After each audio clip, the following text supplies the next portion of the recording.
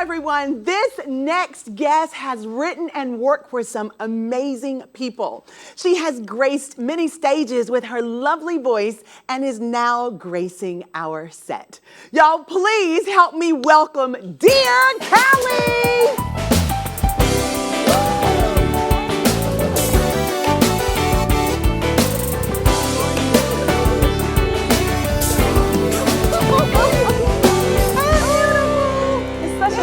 It is an honor to have you here. Please have a seat. Really, genuinely. You know, everybody may not know, but we are family. We are. We are Voice family. We are. Yes. Shout out the Voice. Yes. It's so great to have you here. No, it's surreal. It's surreal? It's surreal. Your set is so beautiful for one. Thank you. Thank Everyone you so here much. It's been such a pleasure, such warm spirits. So thank you for having me. Well, like I said, it's an honor. And when you move around and you travel and you're visiting, it's so great to go somewhere where you feel warm and welcome, right? Yes. So thank you. So check this out. We're going to talk about your fight to the top. Oh. It has been something else, but you have certainly been on top of the game. Tell us about it. We're getting there. It's always been a fight, but for some reason, because I love it, it doesn't feel like a physical fight. Right. It just feels like sacrifice all the time. But I'll say the fight to the top is more so it's just a part of the journey. You know, I've done a lot of things. By the grace of God, I feel like, you know, yes, he always you have. Let me just throw in here a little bit. When she say a lot of things, she means a lot of things, y'all. Oh. So you're a songwriter. Yes. You're an engineer. Yeah. And you're a vocal producer. Yeah. So you do a lot of things. I had to teach myself. And you're going to tell us your model next because you're absolutely. What do you enjoy the most? I always say, like, my name is Dear Callie because I genuinely can't be a writer without being a performer, but I can't be a performer without being a writer. So I genuinely love them both 100%. Like, if I'm a Libra, so if I'm imbalanced over here, I'm imbalanced over there. Right. So they all balance out each other and everything that you do in your life. I love that. So you've written music for some incredible artists. I want you to tell our viewers who is the girl penning some of these amazing songs and how did you come about doing something so cool? Well, currently, you know, as far as the artists that I've been graced and blessed to work with that's public is Keke Palmer. I wrote a few of her singles off of her newest EPs, Virgo Tendencies. Yeah. Y'all better come on, give it up. Thank you. Listen, we were talking about Keke Palmer yesterday. She is the 360 artist. So for you to be working in her camp, yes. A blessing. Yes. It all kind of started transpiring during COVID, actually. And talk about struggle, you know, I went from doing The Voice and not making it as far as Miss Sisaundra here. But listen, I want to throw something else again in here. I said at the end of my journey at The Voice, when I did the interview, that everybody wins. Because anyone who has the courage to get on that TV and be under the microscope of so many millions of people, you win. Yeah, that's right. So you won. Exactly. Okay? So that's won. Exactly what I'm getting at. Like, doing that show, like, I knew God was preparing me for it, but I needed that level of, I say, disappointment. At the time, it was a huge level of disappointment because I wanted it so bad. And then, like you just said, to get in front of millions of people, to be aired in front of millions of people and not get a chair turn, like, I needed that level of disappointment so that anything that came after, could do it and not be afraid anymore. Correct. Whether it's a perfect moment, whether I get this music placement or not, whether they like my record or not, whether they like my performance, you just put it out there. Yeah, I needed And it does not matter if you say I'm the winner in a sense, but I feel like I'm winning anyway. Exactly. I understand that. When I left The Voice, it was very interesting emotionally. Yes. Right? So it takes some time to kind of just navigate. It took me quite a while, but like I said, like, once I got past that and I just started to trust myself and say, you know what? I don't know if they're going to like this or not. I'm just going to send it. Just send it. And you send it. And I just started sending the records. And that's honestly how it happened. I came from the show and had to take some time off after the show. And then I went into just starting to get back into my groove with the writing. This time, fearlessly. And from there, it grew a relationship with Tasha Couture. Shout out Tasha Couture.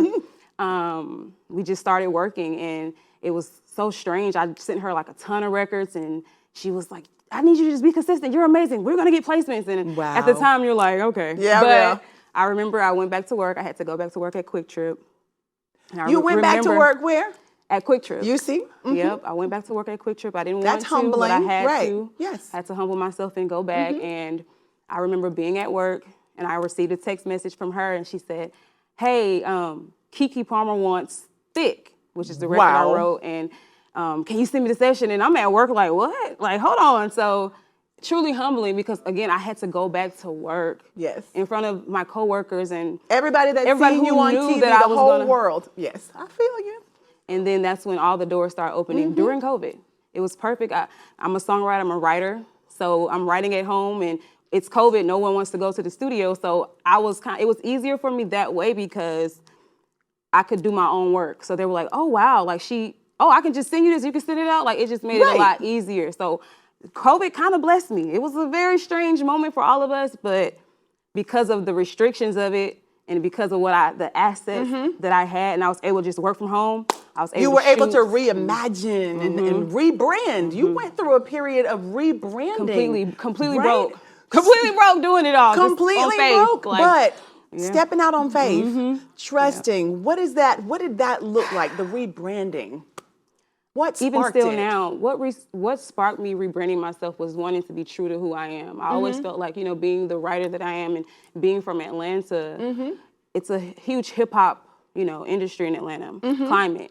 And I've always been into pop and funky music and soul music. And growing up, I listened to a lot of Michael and Whitney and DeBarge and Switch and Stacey Lattimer. So Yes, come on, all the greatest. And I just was like, I want to really do the music that speaks true to me and not what's popular here or anywhere. I just want to really do what Callie feels is true to her because it's natural and effortless then. But then we tend to find in the industry, once you get in the door, they kind of navigate who they want you to be, and then you can't be who you are. Exactly. So standing up and being that person that says, I'm going to do it my way. Exactly. In the end, look where you are, right? You just hold out and trust God. You took the words, Sisaundra, because that's exactly what it's been. I told myself with rebranding myself, even this picture you see here, I told myself I didn't want anybody to influence who I portray myself to be. I don't want any producers I know, any writers, any musicians, any friends, any family. I want to trust Callie. Yes. So when it came to the music, I vocal produced it all myself. I wrote it all myself. I did have co-production. I'm not quite there on the production side, but I did it all myself because I wanted to say, if this fails, I can't blame anybody.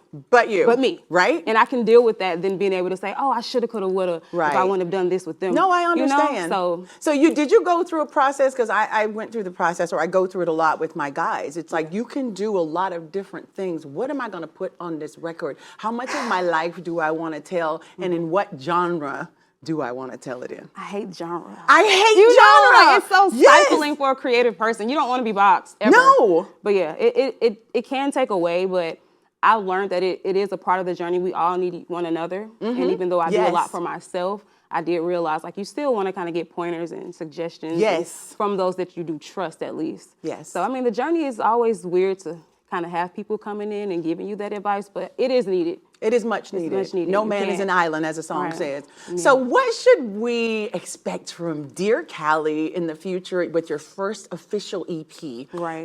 It's coming in the fall. Let's say that again. It's coming in the fall. It's so coming in the fall. And I know, and what's crazy is, what I realized over the past year is that even whether you're signed to a major label or you're independent, it can sometimes not be on you whether it's going to come out or not because you're like, wow, it takes so much time to get from step to step to step.